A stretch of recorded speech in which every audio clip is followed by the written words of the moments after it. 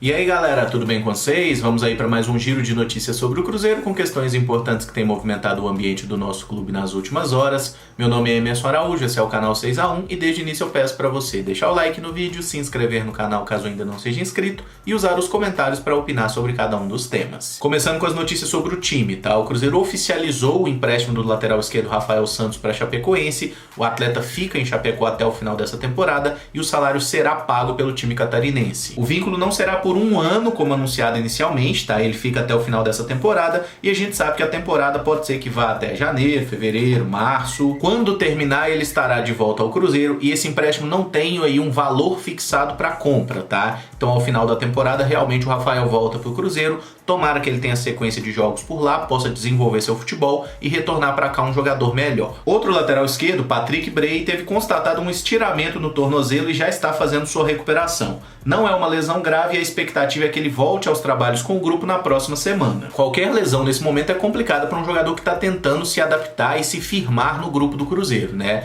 Mas a gente deve pontuar que ainda falta aí um mês para que voltem os jogos, né? Pelo menos na expectativa da Federação Mineira, e essa semana fora dos trabalhos não deve fazer grande diferença. Semana que vem o Patrick Bray já está de volta aos treinamentos e vai ter a oportunidade de impressionar o Anderson Moreira. Já o craque João Lucas, que estava afastado desde a semana passada porque o teste para o Covid deu inconclusivo, voltou a treinar hoje. Ele foi liberado após testar negativo nos 2 últimos exames para o coronavírus. Já o atacante Thiago ainda aguarda os resultados do último exame para saber se pode voltar a treinar com o grupo. Ele segue isolado, mas como fez os testes no mesmo dia do João Lucas, esse resultado deve sair essa semana ainda. Inclusive, na bateria de exames realizados na última sexta-feira, outros 2 jogadores do Cruzeiro tiveram testes inconclusivos e estão isolados aí, afastados do grupo. O Cruzeiro não divulgou o nome desses 2 jogadores. A respeito de chegadas, tá? O lateral Raul Cáceres desembarcou em Belo Horizonte ontem e está fazendo hoje exames médicos no Cruzeiro. Se tudo der certo, o lateral vai assinar contrato e deve começar a treinar ainda nessa semana. E existem boatos lá no Rio de Janeiro que o Henrique pode estar de volta ao Cruzeiro, tá? O volante que pertence ao nosso clube tem contrato até o final do ano que vem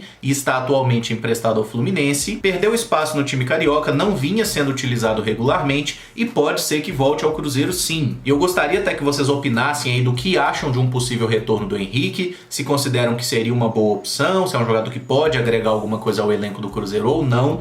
E eu acho que essa possibilidade de retorno do Henrique, lembrando, isso é um boato, não é uma informação oficial, tá? Mas se isso realmente acontecer, passa muito pela saída de 2 jogadores, o Edilson e o Robinho, que eram jogadores que a gente via de fato que o Henrique tinha problema com eles. Especialmente o Edilson, né? Não sei se vocês lembram um jogo contra o Grêmio no final da temporada passada, que o Edilson e o Henrique tiveram uma discussão ríspida ali, uma briga dentro do campo e tudo mais. Então me parece que a saída do Henrique teve muito em consideração esses 2 atletas, que claramente não tinham muito compromisso com o clube, e existe sim uma possibilidade do Henrique retornar ao Cruzeiro, tá? Ele certamente aceitaria uma readequação salarial, como aconteceu com outros jogadores, né? E eu acho que aí poderia ser até um jogador útil, embora eu não considere que seja uma contratação muito boa, porque eu acho que o prazo do Henrique com a camisa do Cruzeiro realmente já venceu. É um jogador que caiu muito de desempenho nas últimas temporadas, mas assim, ele voltar ao Cruzeiro e jogar a Série B vai pelo menos afastar aquele papo que ficou de traidor, de ter saído no momento de dificuldade, né? Mas assim, olhando pro campo e bola, eu realmente não acho que o Henrique seja um jogador que possa agregar muito pra gente nesse momento, não. Sobre Lucas Romero, o presidente Sérgio explicou detalhes sobre a proposta recusada pelo Independiente. Segundo ele, o clube argentino pediu 4 milhões de dólares para liberar o Perro pra gente. Pela cotação de hoje, né, esse valor seria aproximadamente 21 milhões de reais. Convenhamos que o Cruzeiro não tem a menor condição de pagar isso por nenhum jogador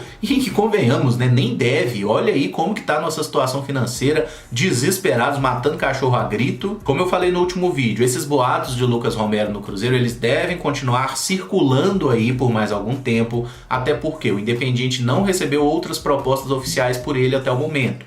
Então é aquela coisa, o tempo vai passando. Se ninguém fizer uma proposta, pode ser que daqui a pouco o clube argentino reconsidere e passe a aceitar, né, emprestar o jogador para se livrar do salário dele. Mas tenhamos paciência, isso não vai acontecer rapidamente, tá? É uma possibilidade, mas qualquer clube que aparecer oferecendo dinheiro, certamente o Independiente vai dar prioridade. E um dos motivos pelo qual o Cruzeiro não pode gastar dinheiro em contratações são as dívidas na FIFA, né? Essa semana surgiram mais 2 ordens de pagamento para o clube a serem executadas ainda nesse ano, tá? Somadas, elas superam aí um valor de 14 milhões de reais. A ação mais cara é referente à compra do Rafael Sobis em 2016. Como o Cruzeiro não pagou ao Tigres do México, terá que quitar até o dia 15 de julho quase 2 milhões e 300 mil dólares, que hoje seria aproximadamente 12 milhões de reais. E até o dia 6 de agosto, o Cruzeiro tem que pagar ao Spartak Moscou quase 400 mil euros referente à contratação de empréstimo do Pedro Rocha no ano passado. Em reais, isso dá um pouco mais de 2 milhões e 300 mil. Aí você pode me perguntar, uai bicho, mas não era o patrocinador do Cruzeiro, o Digimais, que estava trazendo o Pedro Rocha? Não eram eles que iriam arcar com esse valor? Pois é, né? Isso foi noticiado na época, mas foi só mais uma das mentiras da gestão Wagner e Tair Machado. Quem tem que pagar é o Cruzeiro e quem tá se ferrando agora é a gente mais uma vez. Importante pontuar uma coisa, tá? Com relação a essas duas dívidas especificamente, se o Cruzeiro não pagar no prazo devido, a punição não é perda de pontos, muito menos rebaixamento. Nesses dois casos, a punição estabelecida pela FIFA é a proibição de registrar novos atletas, ou seja, você não pode contratar ninguém. Por isso que eu sempre falo, né? Esse negócio de dívidas na FIFA não é um valor único, são diversas ações, cada uma tem a sua própria tramitação, seu próprio prazo e sua própria punição, tá? Então, nesses casos especificamente, a proibição é de não poder registrar novos atletas, não tem nada de perda de ponto ou rebaixamento. É lógico que é muito importante que o Cruzeiro consiga quitar essas dívidas, né? Mas convenhamos que a gente tem algumas até mais urgentes, especialmente a do Denilson, que ainda não foi paga, e outra parte da dívida do William Bigode, porque essas poderiam gerar perda de pontos e também rebaixamento em caso de reincidência no não pagamento. Então nessas aí o Cruzeiro tem que se concentrar e precisa focar mais nelas, né? Se a gente não puder contratar jogador, paciência, né? Convenhamos que a gente vai ter que ir com isso aí e convenhamos também que o Cruzeiro não poderia fazer grandes contratações no mercado porque não tem dinheiro. E acho que esse é um cenário que a gente precisa aprender a conviver, tá? Por mais que o Cruzeiro tenha dado uma respirada, por mais que o presidente Sérgio fale de forma muito otimista sobre o futuro do clube, a situação do Cruzeiro ainda é muito ruim, é toda hora um incêndio surgindo, tá? E qualquer dinheiro que entrar nos cofres do clube vai ser destinado justamente a isso, a quitar esses problemas emergenciais. A construção desse novo Cruzeiro, né, como a diretoria gosta de dizer, não vai ser uma coisa simples, muito menos uma coisa rápida. E é por isso que a gente que torce para o clube precisa entender o cenário para não entrar em onda errada de ficar exigindo contratação e tudo mais, porque isso não faz mais parte da nossa realidade e a gente precisa entender isso. E pensando aí no retorno das competições, tá? Surgiu a possibilidade do Cruzeiro mandar os seus jogos na Arena do Jacaré, até considerando o fato, né, de que não há uma previsão para que o futebol brasileiro volte a receber torcida nos estádios, né? Isso deve demorar bastante a acontecer, inclusive. O presidente Sérgio se reuniu com um deputado estadual que estava representando o Democrata, né, e consequentemente a cidade de Sete Lagoas, e ofereceu essa possibilidade. A ideia do Cruzeiro seria reduzir os custos, visto que não vai ter como arrecadar com bilheteria. Se por um lado eu concordo que já que não vai ter torcida, a gente poderia jogar até no campo da Toca da Raposa que estava tudo certo, por outro eu acho que essa mudança para Sete Lagoas não é muito oportuna e não é muito vantajosa, até considerando o deslocamento do time, da delegação toda, né, aí provavelmente toda semana até Sete Lagoas. É claro que não está longe de BH, são 70 quilômetros aproximadamente do nosso CT, que é onde o elenco se concentra, até o estádio, né, mas convenhamos que você passar por isso toda semana, porque a gente sabe, quando o futebol voltar, os jogos vão ser encavalados e provavelmente vai ter até mais de um jogo por semana. Será que vale a pena essa economia? Sabe? Será que é realmente tão mais barato jogar lá do que jogar, por exemplo, no ginásio do Horto, né, que é muito mais barato que jogar no Mineirão